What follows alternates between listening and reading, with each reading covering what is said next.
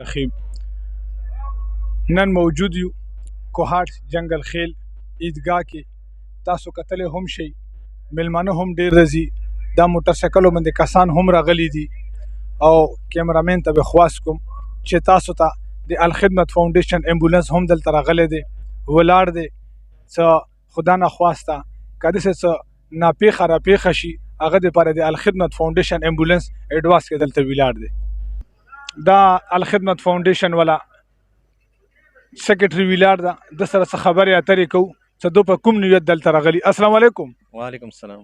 روزان څنګه ښه یئ؟ شکر الله کرم ده. دا کوهاټ په جنگل خیل انوار الصحابه په عیدګاه کې نن د اسلامي پروګرام والا څه پروګرام منعقد دی هغه باره کې څه ویل غواړئ او څنګه پیښه تاسو دلته کړې ده؟ اول خو طاهر بھائی ډېره مننه. ماشاءالله نن د متحده علما کونسل والا 30 تاریخ باندې کوم سلنه دو جلسه وي هغې په باره کې ټول تنظیمونو ته دعوتنامې راغلي وي نو هغې سلسله کې مو شرکت کړی ده د پروګرام کې. مهرباني. دا یو بل د پولیس والا ځوان هم ولاړ ده د ځوان سره هم خبرې اترې کوو چې د سکورټي د خلکو کوم نبض و ضبط د هغې باره کې څه ویل غواړي. السلام علیکم. وعلیکم السلام. روزان څنګه چل دی؟ خیر دی ټیک ټاک خیریت دی الحمدلله. عزتمن یو جهان مننه. دا تاسو د سکورټي او د عوام د څه پیغام ورکون غواړئ؟ مونږ د انتظامیه چې کومه دا ټوله راغلې ده ماشاءالله مخامخ ولاړه بعد کې به چکر ووایو وګورئ چې چو صاحب د ټوله نفري ولاړه ده.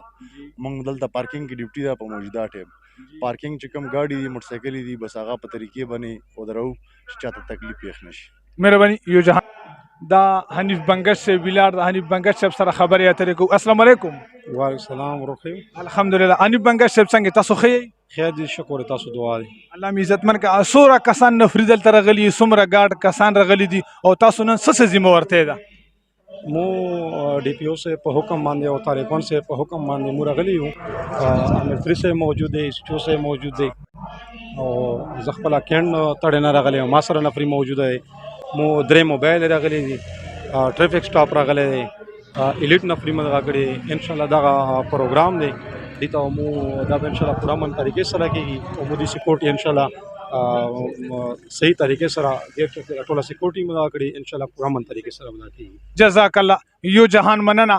دا څه میلمانه ځي راځي عمر بنگس صاحب لګیو څه د ټرافیک بندوبست مې هم صحیح چالو کړی دی د کوم د پارکینګ والي نظام دی هغه هم ښه نفس و ضبط سره برقرار روان دی او درې موبایله ګاډ هم موږ ته دلته ښکاري ځي په ځي باندې د پولیس ځوانان هم تعینات دي.